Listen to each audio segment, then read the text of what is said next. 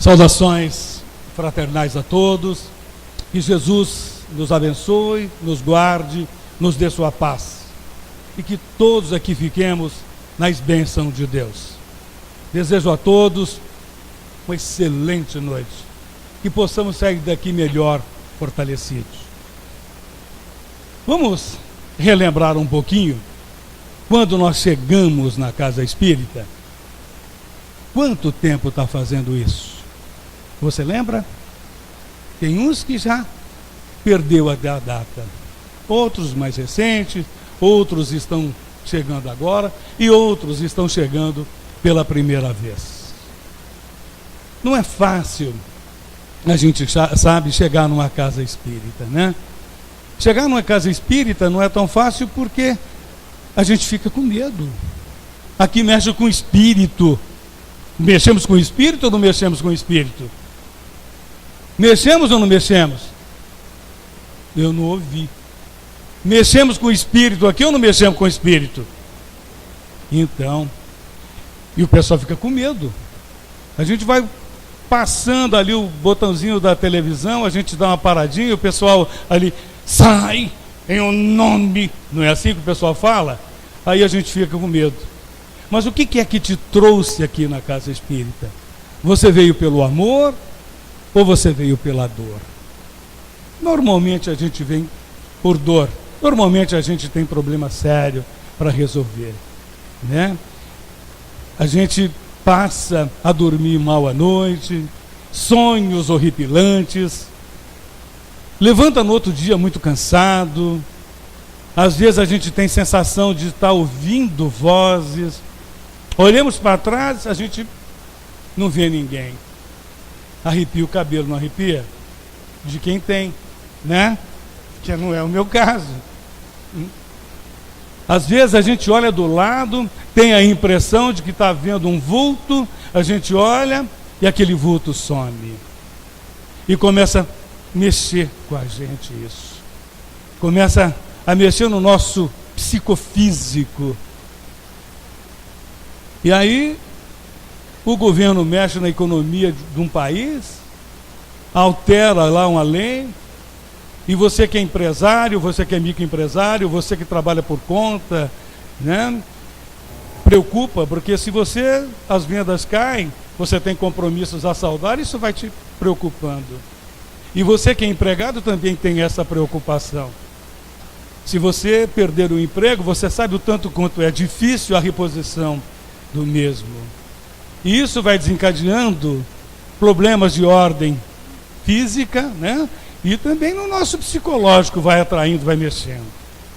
E aí a gente passa a conviver de forma diferente com os nossos familiares, né? Brigamos com a esposa, com o marido, com os filhos, filho difícil, aquele filho que ingere álcool, ou que ingere talvez uma substância um tanto quanto mais agressiva do que o álcool, né? Desentendimento com o vizinho da direita, com o vizinho da esquerda. No trabalho a gente também não vai muito bem, né? E aí você fica querendo não ir trabalhar hoje, mas você é obrigado, você tem compromissos a saldar, isso aí faz com que... Mas você passa a desencadear determinadas coisas terríveis. E aí você tem que tomar uma solução, uma decisão. Afinal de contas, quem tem problema, ele tem que arrumar uma solução para resolver os problemas dele.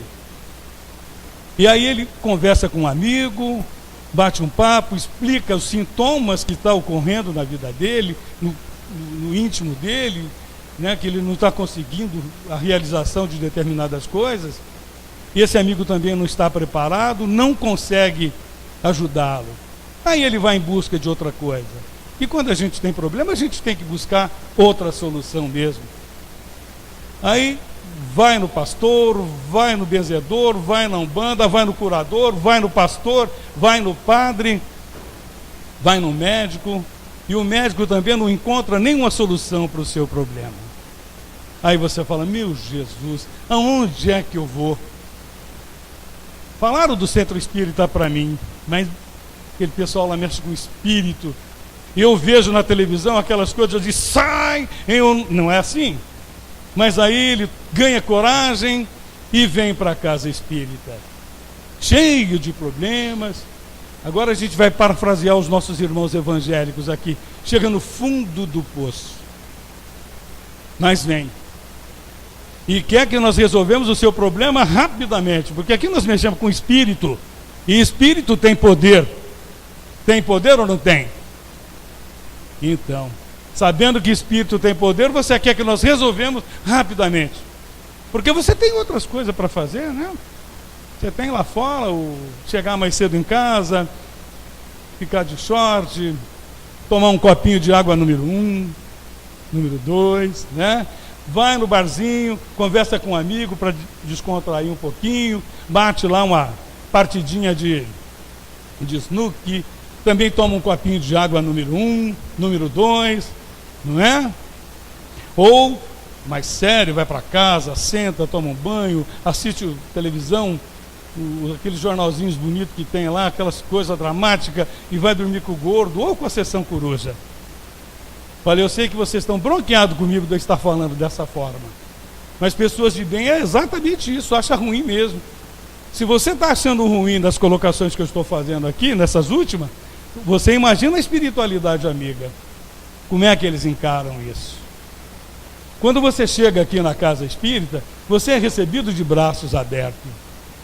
O médium monitor vai sentar com você, vai bater um papinho com você, vai explicar o funcionamento da casa e vai ajudar você a resolver seu problema, pelo menos momentaneamente.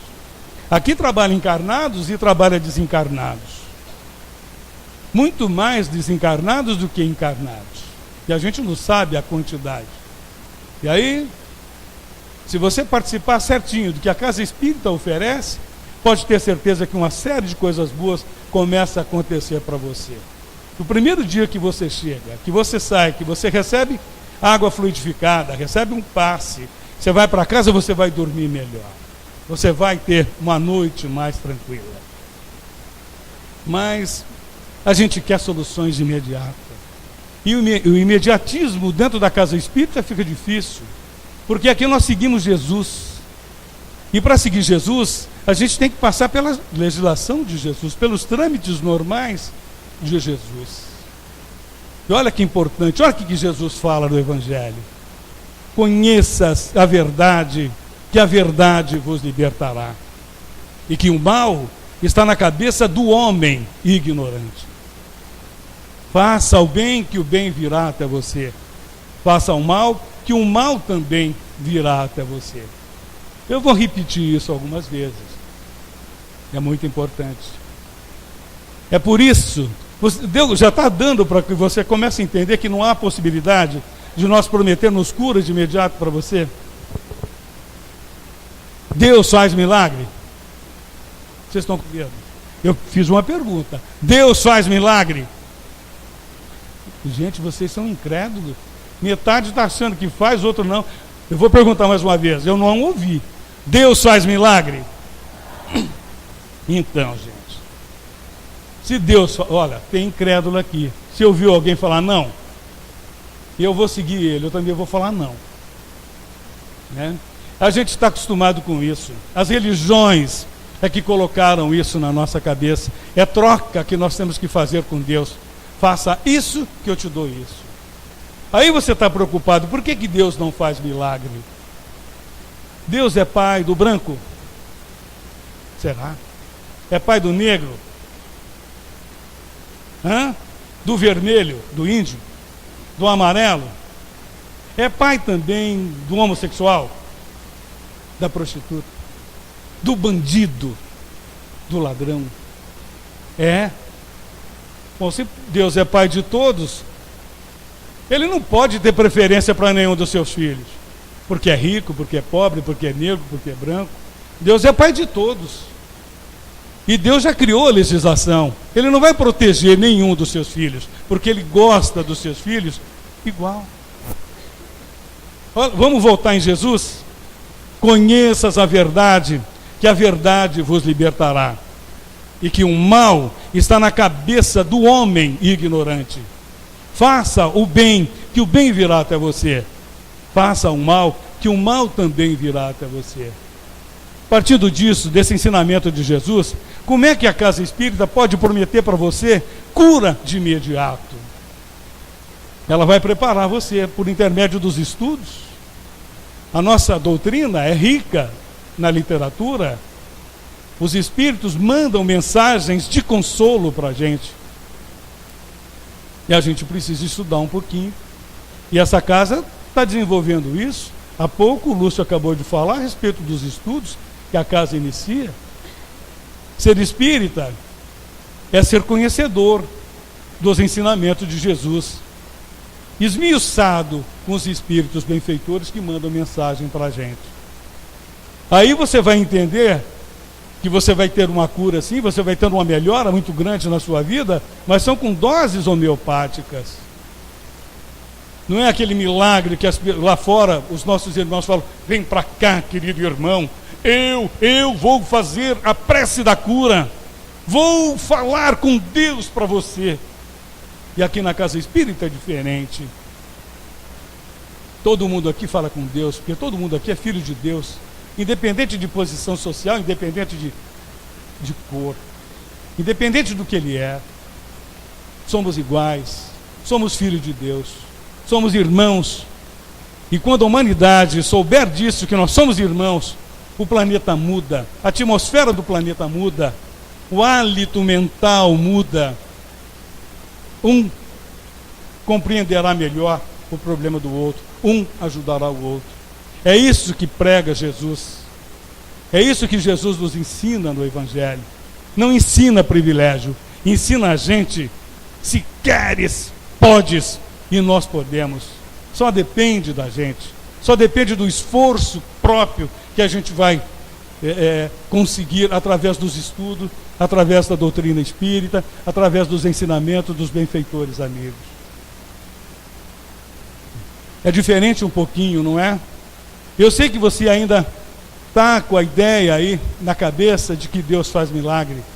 Ele faz, querido, mas Ele já criou a legislação, a lei, e Deus não muda a lei, Deus é imutável. Deus não se comove com o nosso sofrimento, porque Ele sabe que o nosso sofrimento é o antibiótico que nós precisamos para poder melhorar as nossas condições. A mudança nós temos que promover. A doutrina espírita fala muito em reforma íntima.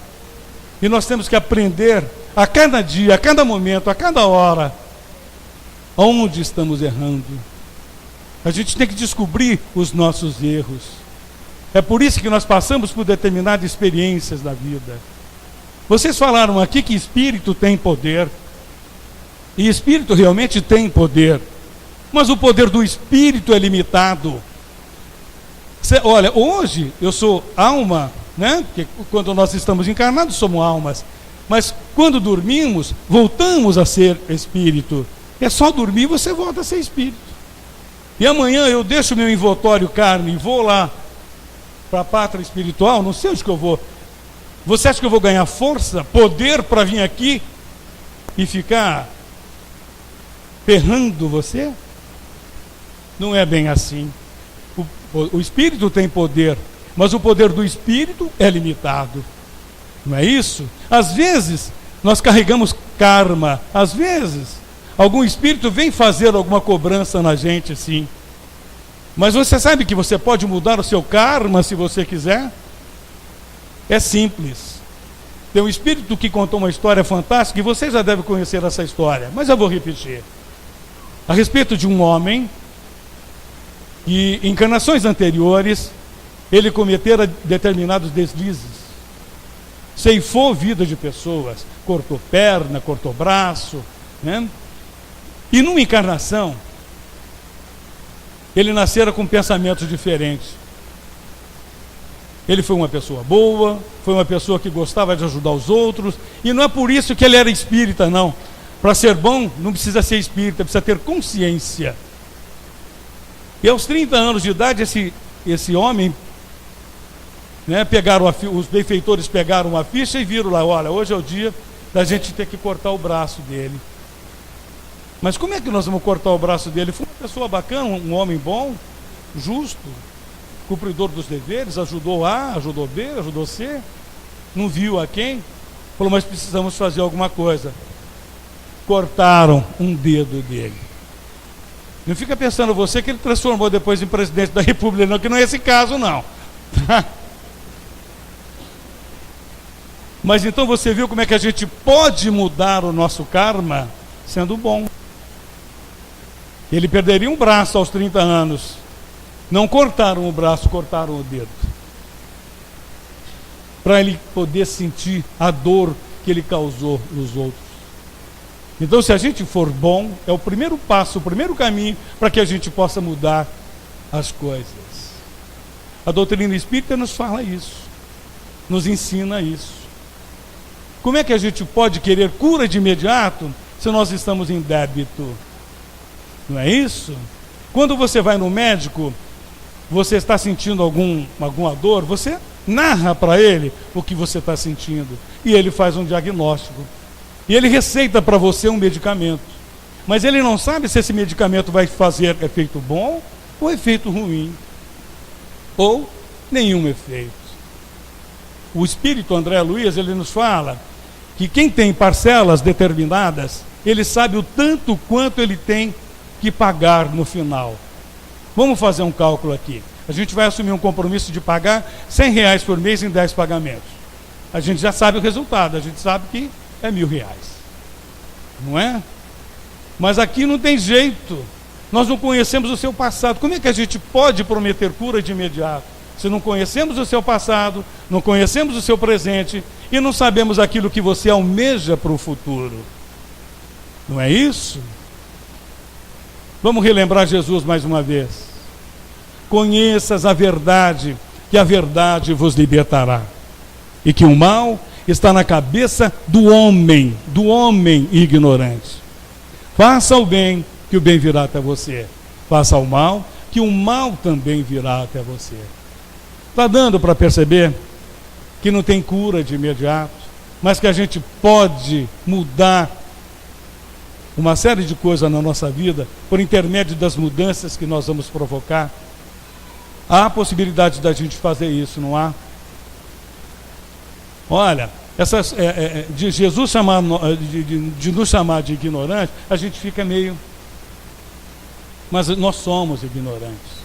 Lembra de algo que você fez, que nós fizemos há 10 anos atrás, uma coisa feia, há 5 anos, que hoje a gente lembra, a gente fala, ai meu Deus, que coisa horrorosa, não conto para ninguém, ninguém vai ficar sabendo isso que eu falei, que eu fiz. Não importa se peguei uma moedinha de alguém, não importa.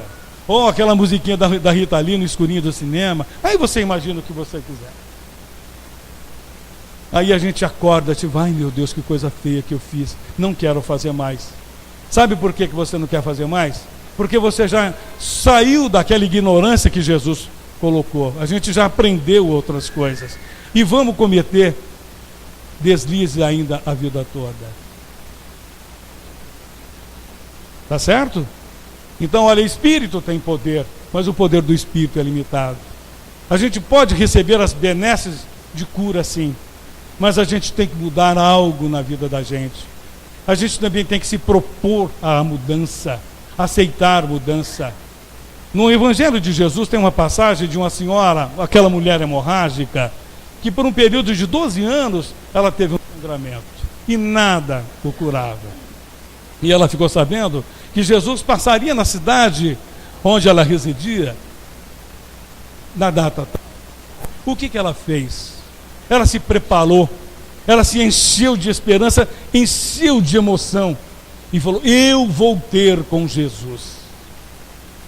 E no dia aprazado, quando Jesus estava passando por aquela cidade onde ela residia, ela se dirigiu para Jesus.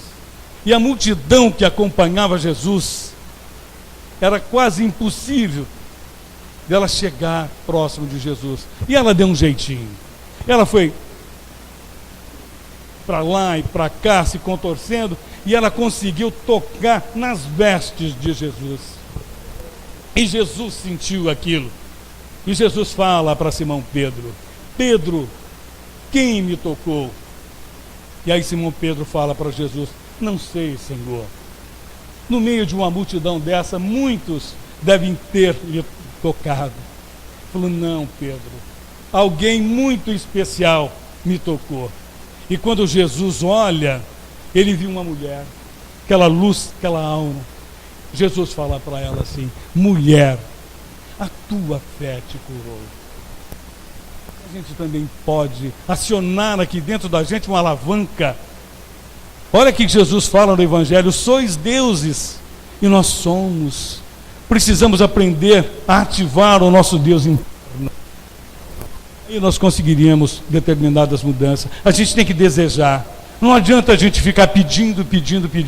É isso que os Espíritos nos ensinam. Nos ensina que a gente tem que desejar, mas também provocar essas mudanças, provocar a nossa reforma íntima. Segundo o Espírito André Luiz, nós temos 10.000 ou mais encarnações.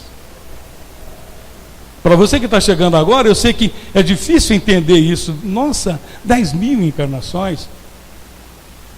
Parece muito, mas não é. Olha a paciência de Jesus para com a gente. Olha o que Jesus fala: na casa do Pai há várias moradas, e ninguém chegará ao Pai se não for pelo meu intermédio. Olha a paciência de Jesus. Se nós temos 10.000 ou mais encarnações, não sei quantas encarnações ainda, quantas mil encarnações, teremos que chegar até Jesus. E Jesus é o caminho, a verdade e a vida. Olha a paciência de Jesus para com a gente. Agora você imagina chegarmos até o grande arquiteto do universo, o Senhor da vida, o Senhor Deus. Quantas encarnações serão necessárias? Mas a gente vai conseguir, por intermédio das mudanças. Talvez é a primeira encarnação que temos como espírita. A doutrina nova é de 1857 para cá. Agora você imagina, e nós espíritas recebemos muitas informações por intermédio dos livros, informações que os espíritos nos mandam. A gente sabe de muita coisa, um pouco mais até, libertamos a nossa mente um pouco mais do que os nossos irmãos de outras religiões.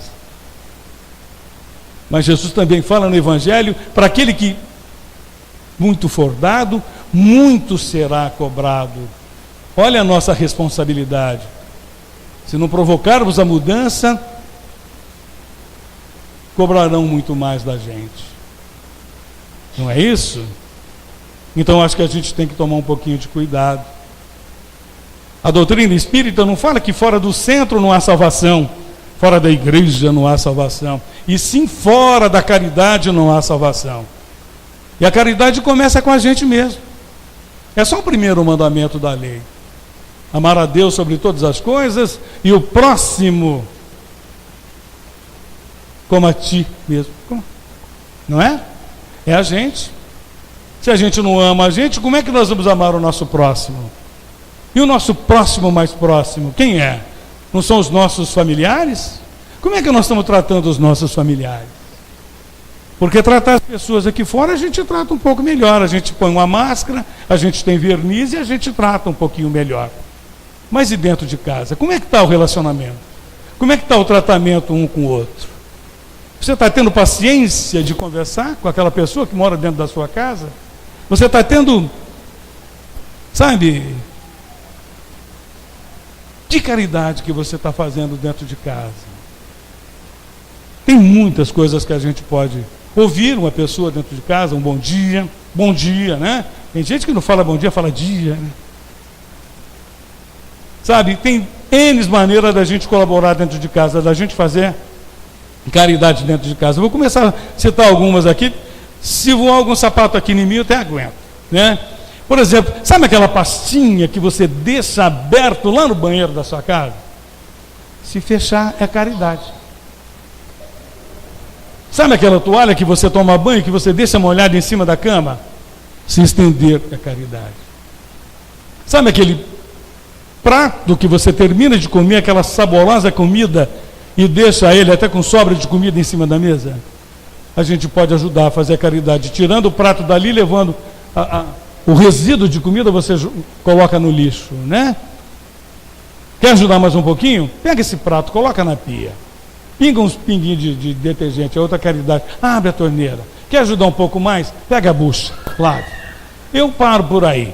Aí alguém tem que guardar. Também, né? Você tem filho na sua casa? Tem. E jovem, todos os jovens usam tênis. Você usa tênis? Então você é jovem. Sabe aquele tênis que o jovem chega, ele pega uma meia branca, e ele entrega, depois de usar 2, 3 horas, de 2 cores, marrom e branco. E chega e tira, e joga na sala.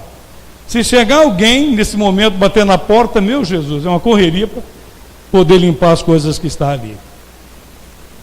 E aquela que trabalha muito dentro de casa, ou aquele também.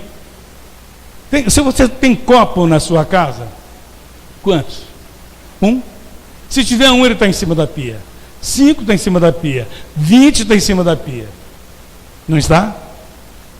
E a gente pode fazer caridade lavando um copo. Você está bravo comigo, mas eu não tenho culpa, só estou narrando os fatos. Eu também tenho 3 bebês lá na minha casa. Tinha, né? Um já, na bênção de Deus, já foi embora. Tem a outra com 30 que eu preciso ir na casa da bênção, porque para tirar o capeta é a casa da bênção, entendeu? Aí, né? Aí ela casa, vai embora. O outro tem 23, talvez aqui vai casar antes. Eu estou fazendo uma brincadeira aqui, né? Mas eu estou falando do negócio dos copos, mas é verdade. Se tem 30 copos na sua casa, os 30 vão ficar lá na pia. E aí, no momento que alguém está com sede, que lava, ele está descansando um pouquinho, ele fala: fulano, por favor, você pode trazer um copinho de água para mim? E o fulano faz de conta que não escuta. Aí a gente altera um pouquinho a voz: ô fulano, você pode fazer um favor? E o fulano, aí a gente: ô, por favor, me traz um copo de água. Aí ele vai buscar água, e vem, e traz, entrega para você. E você tomou água? Não, você tomou veneno. Tudo não é energia? Então você não fez caridade. A gente tem que aprender a fazer caridade até entregando um copo de água para alguém. E tem N coisas que a gente pode falar aqui. Mas deixa eu mudar um pouquinho o teor da nossa conversa, né? No Livro dos Espíritos tem lá, no capítulo 5º, 6º, anjos e demônios.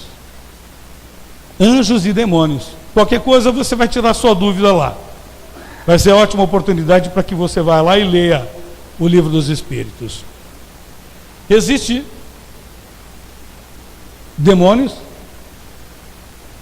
Existe? Ou não? Vocês estão com medo? Estão com medo. Existe capeta, gente? Existe Satanás? Como não? Tem ou não tem? Então vamos ver isso aqui um pouquinho.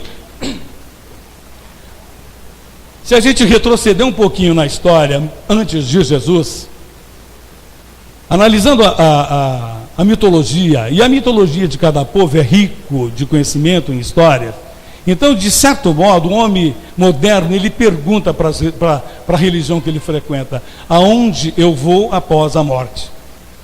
E as religiões, extraindo aí da mitologia, explica para os seus fiéis aonde é que eles vão após a morte.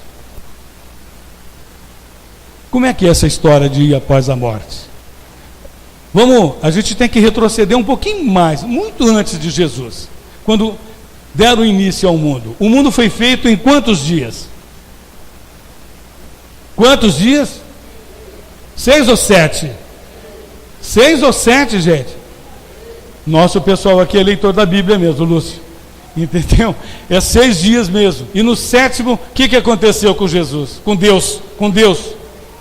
Descansou. Ele ficou cansado. Ele fez a noite, depois ele... eu gostei. É um Deus que não sabia muito o que queria, não. Gostou de uma coisinha que ele fez. Não é? Então aí ele construiu um trono muito bonito, sentou no trono e ficou admirando as belezas que ele fez. Se sentiu sozinho, falou: eu estou sozinho, não é possível, eu com essa beleza toda que eu fiz, eu preciso de alguém do meu lado. Pegou um punhadinho de terra, de barro. Quem que ele fez? Quem? Fala alto, gente. O Adão. E cada vez que eu conto essa história, eu fico triste com Deus. Porque será que ele não tinha algo melhor para me fazer? Tinha que me fazer com punhada de terra, de barro. E segundo os entendidos, é o que está escrito lá, que ele, né? Então, aí ele fez um cara bonito, de um corpo esbelto, cabelos loiros encaracolados, olhos azuis, não precisa olhar para mim que não é o meu caso, né? E colocou seminu, colocou uma folha de uva na frente, atrás, e o cara esbelto andando para um lado, andando para outro, se sentiu sozinho, pediu audiência e foi falar com Deus. Senhor, eu estou só. E Deus falou, realmente, Adão, você está sozinho. Eu vou dar uma companhia para você. Então deite aqui, Adão. Durma. O que Deus arrancou do Adão? Costela. Segundo o Lúcio, ele fala que quando a gente vai em churrasco e que o pessoal serve costela para a gente, é carne de segunda. Entendeu? Meu Jesus, a mulher já começa por aí, foi feita de segunda. Não é culpa minha, fala com o homem lá em cima. Eu não estou fugindo do que está escrito lá na Bíblia, eu só estou fazendo uma sátirazinha, mas não estou fugindo de lá, tá? Só para a gente fazer uma análise aqui.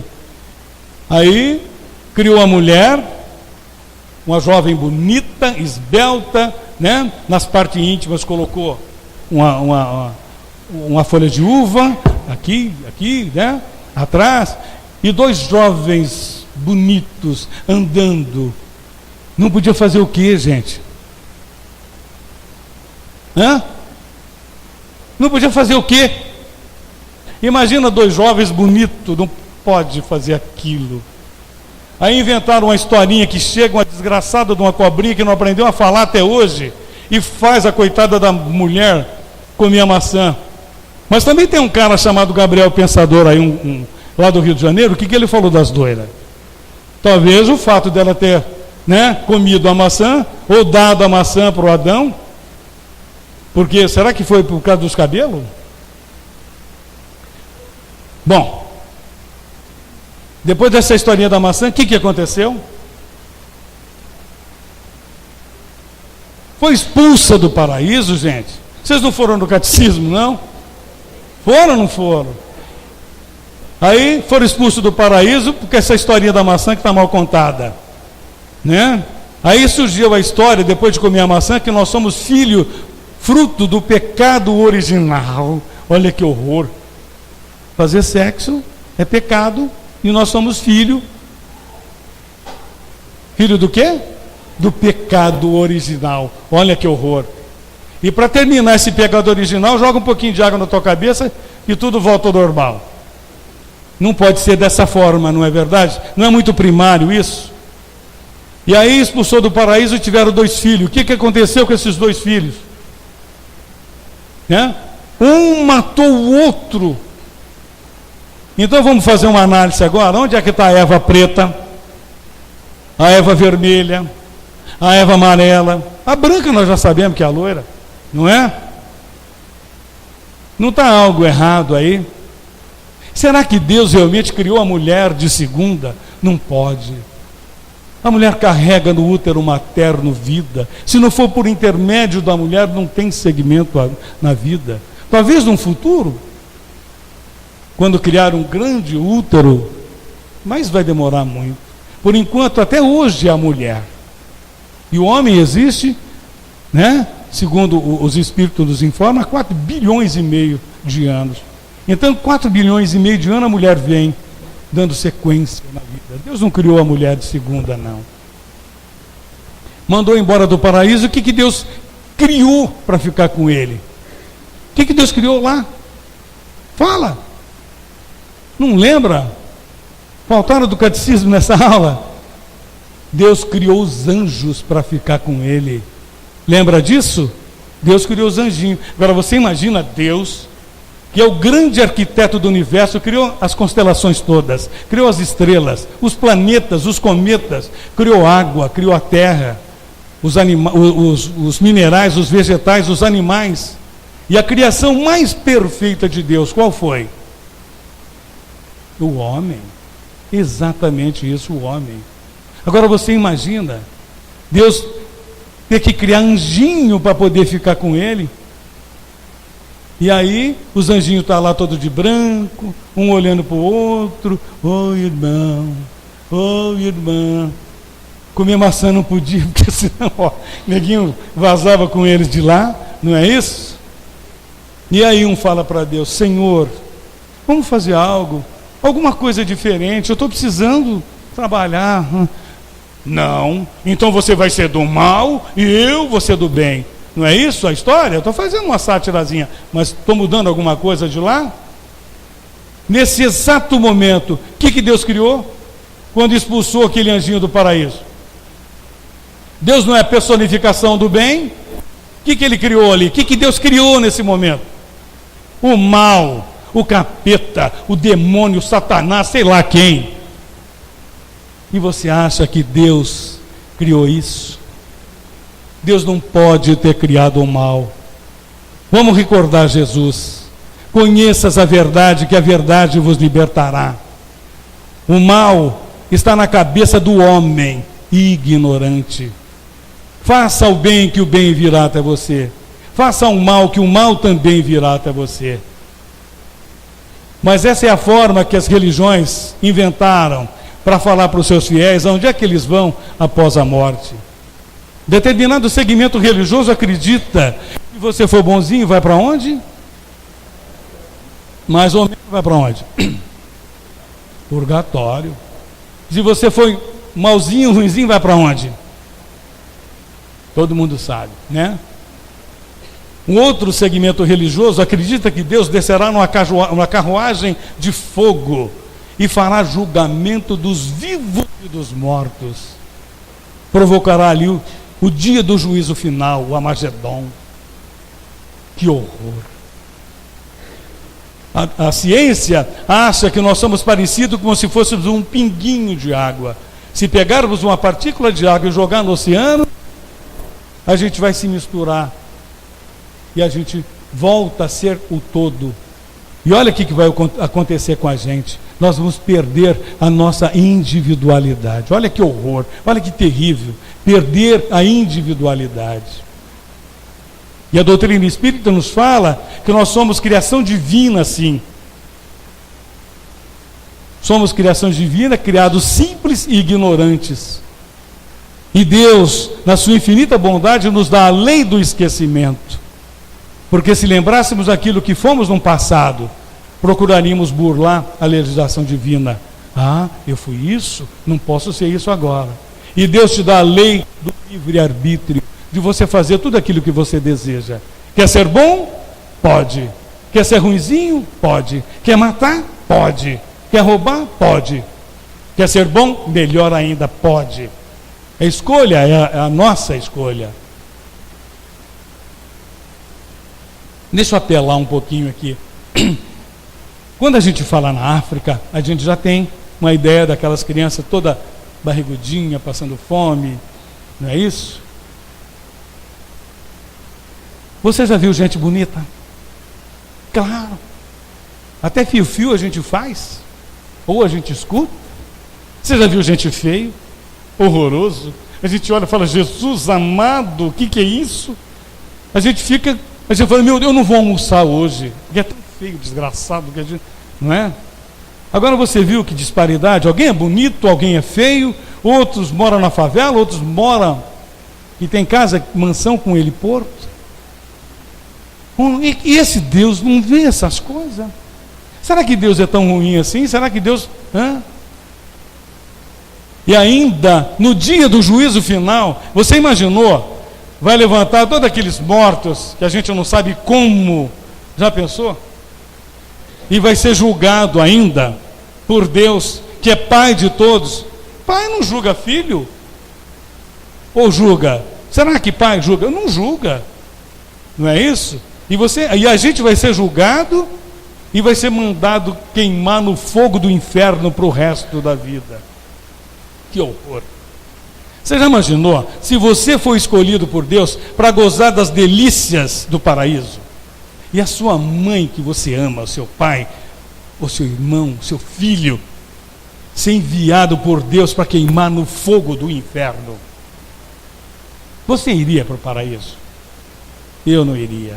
Sinceramente, falar, Senhor Deus, o Senhor me desculpe, eu sei que o Senhor existe, mas eu conheço essa mulher aqui. Essa mulher me carregou no colo, saí do útero materno dela, me deu carinho, eu vou com ela para o inferno. Mas não é essa a história. Está dando para perceber que Deus não criou o mal, que o mal está na nossa cabeça, na cabeça do homem ignorante. Deus não vai julgar nenhum dos seus filhos. Quem vai julgar você é você mesmo. Não é? Cada religião tem uma história, conduz você para determinado lado.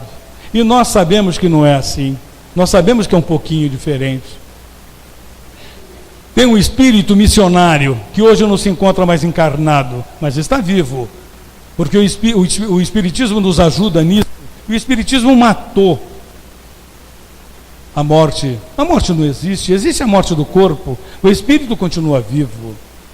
Tem um espírito que, encarnações bem longínquas, ele ocupou uma posição e ele foi Platão.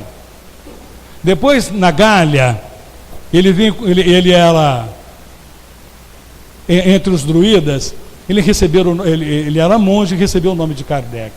Depois ele reencarna novamente, próximo a Jesus, e veio como João Evangelista.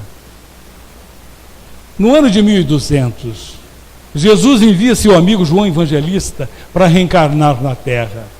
A igreja estava degringolada, promovendo ali as cruzadas, mandando jovens para a guerra, crianças para a guerra. E ele nascera na cidade de Assis. Era o Francisco de Assis. Depois esse espírito reencarna aqui no Brasil. Foi um padre que, desculpa, eu não lembro o nome dele, mas depois ele reencarna novamente como padre. E era o José de Anchieta. Depois ele retorna para a França e recebeu o pseudônimo de Kardec. Depois esse espírito retorna aqui no Brasil, reencarna numa pequena cidade do estado de Minas Gerais, Pedro Leopoldo, Chico Xavier, Francisco Cândido Xavier, que simplesmente gostava de ser tratado como Cisco. Se um espírito missionário desse, amigo de Jesus, gostava de ser chamado por Cisco, e a gente? Lembra o tempo que nós chegamos aqui na doutrina? O que já mudamos? O que nós temos a oferecer de bom para a gente mesmo? Para que a gente não sofra as consequências dos nossos erros com bastante intensidade. Esse espírito, eu não vou contar a história dele não. Esse centro aqui adota o Bacelli, os livros do Bacelli, e você vai encontrar lá, nos livros do Bacelli, uma série de informações lá que o doutor Inácio traz para a gente, que o doutor Odilon traz para a gente, né? Mas você vai encontrar num livro, na próxima dimensão, ele narra ali, o doutor Inácio, o doutor Odilon, narra a passagem do Chico, do plano terra para o plano espiritual. Só vou falar um negocinho. Sabe quem que veio buscar ele? 2 braços.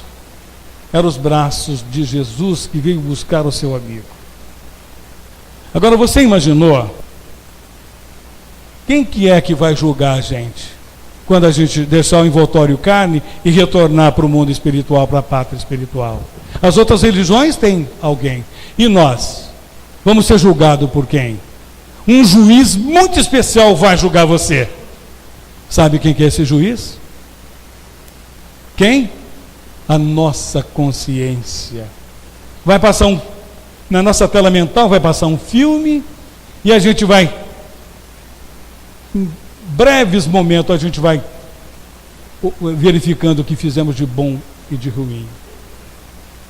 Jesus, no Calvário, no sofrimento, ele não estava aguentando mais e ele falou assim: Pai, eu entrego o meu espírito em suas mãos.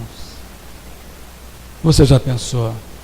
Que felicidade para nós espíritas, ou para qualquer outra religião, frequentador de qualquer outra religião, qualquer outro irmão nosso, ter a felicidade de deixar o envoltório carne, retornar à pátria espiritual e com sinceridade a gente falar: Senhor Jesus, eu entrego o meu espírito em suas mãos. Que Jesus nos abençoe, nos guarde, nos dê sua paz e que todos aqui fiquem nas bênçãos de Deus. Que assim seja.